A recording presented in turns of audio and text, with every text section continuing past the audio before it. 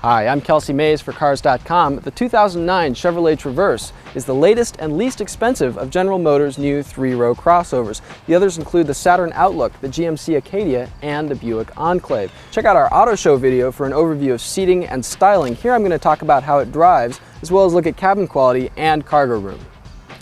Inside, Chevrolet calls the dashboard a dual cockpit design. That basically means that the driver and front passenger get their own sort of wraparound panels.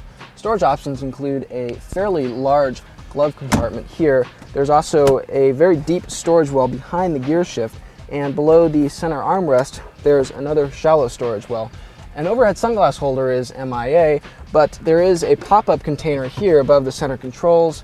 If you do need to store sunglasses, that's probably where you should put them.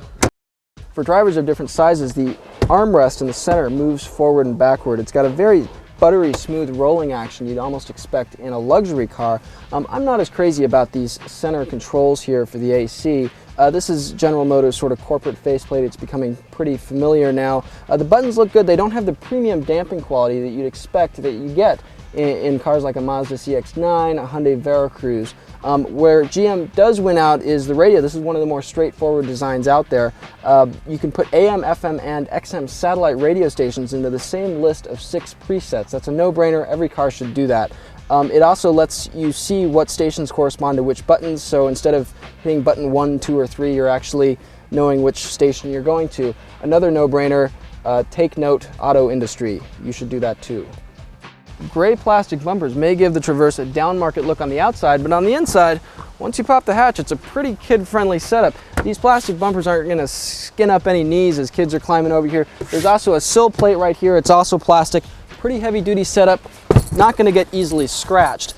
This is a very large crossover as far as this segment goes. So there's about 25 cubic feet of cargo volume back here. It's much more than many competitors. The rear seats fold in a simple 60-40 split. They go down pretty easily. There are straps to pull them back up, but because this is such a big vehicle, it may be a little bit of a reach for shorter drivers to get in there and yank the seats back up. The second row folds pretty easily. Maximum cargo volume is about 115 cubic feet. Again, very impressive for this segment. Unfortunately, there is a sizable gap here. It's a couple inches or so between the second and the third row. If you're loading in lots of smaller items, you might lose something in there. The Traverse drives a lot like its competitors, which all get the same direct injection V6 from Cadillac this year. That means there's plenty of power so you can get up and go when you need to, although the 6-speed automatic can be a little bit lazy to get you into the right gear at the right time. Moms and dads will appreciate the steering, which has nice, easy, fluid motions around the Costco parking lots, and on the highway, it stays straight and true. It's got a very secure, good on-center feel. Unfortunately, it returns a turning circle of about 40 feet, which is among the largest in this group.